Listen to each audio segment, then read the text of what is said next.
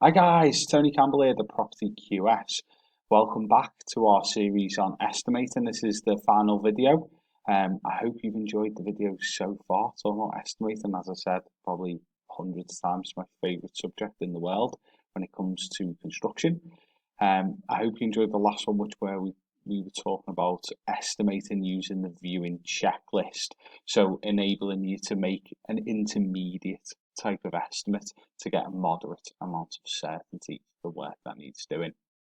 So today we are going to talk about some more detailed estimating in the schedule of work. So this is really the final estimate you will do in your project. So what will happen is you'll create your schedule of works and then you'll send that schedule of works out to the builders and contractors to price the project for you. And then what you can do when you have that schedule of works is you can use it to come up with an estimate of cost for yourself and compare that against the original estimate you created, the high level ballpark estimate. You can then compare that to the intermediate estimate, and then it obviously enables you to be able to compare the contractor's costs when they come back to your costs that you've created in the schedule of works.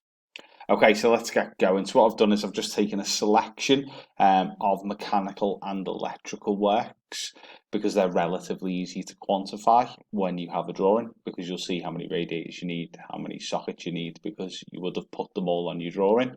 And if you haven't, go back, find your drawings, put them on the drawing, so you can give the contractors a paint by numbers drawing so that they can just go and do it themselves. You won't have any questions coming back then.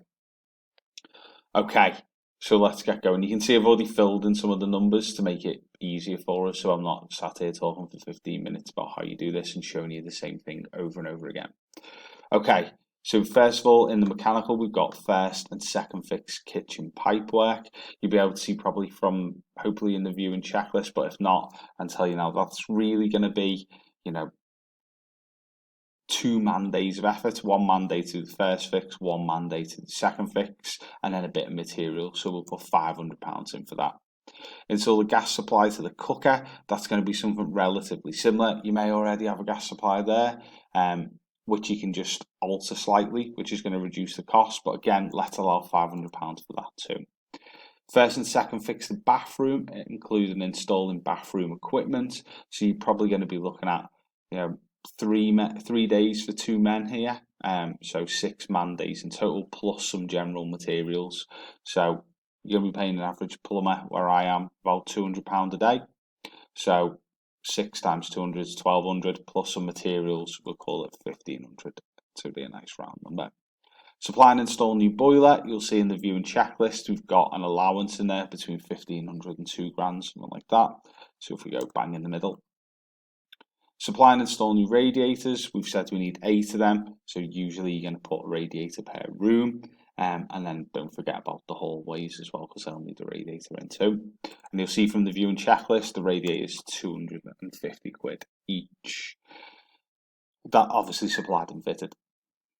Supply and install the close coupled toilet and soft close seat in white. So because you've been following my lead, what you've done is you've created a specification, a detailed one for your contractor's price. We find the toilet in here.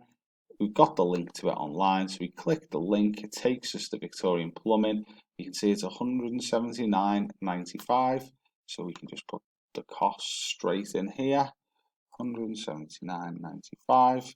Same for the sink and pedestal. It's just the one below.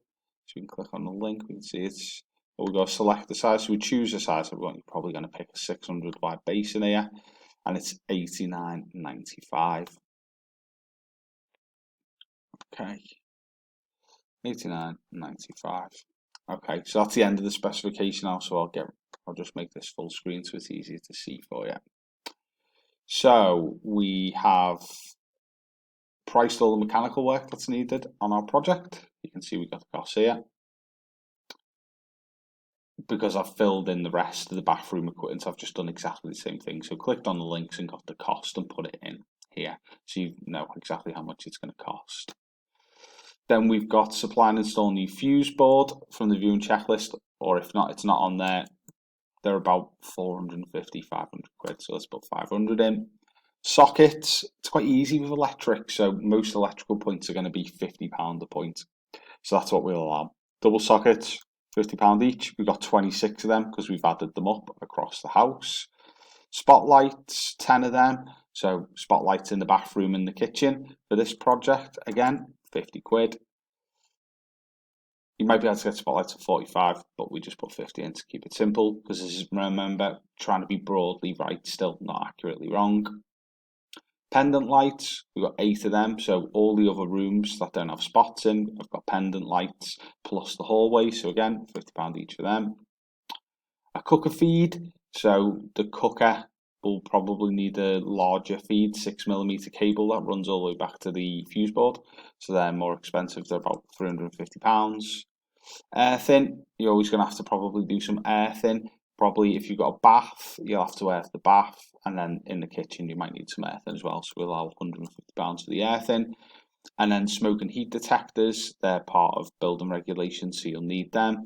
So the smoke and heat detectors, 2 of them, and they're about £85 each. So you can see it quite simply, it didn't take too long to do that. It obviously helps when you understand the costs involved in the project too. But you can see I've just basically give you all the mechanical and electrical costs you're ever going to need on a standard buy-to-let refurbishment or any house refurbishment really. So you can see that's how we estimate using the schedule of works. So we have the electrical package, 3,370, and we also have the mechanical package at £7,325.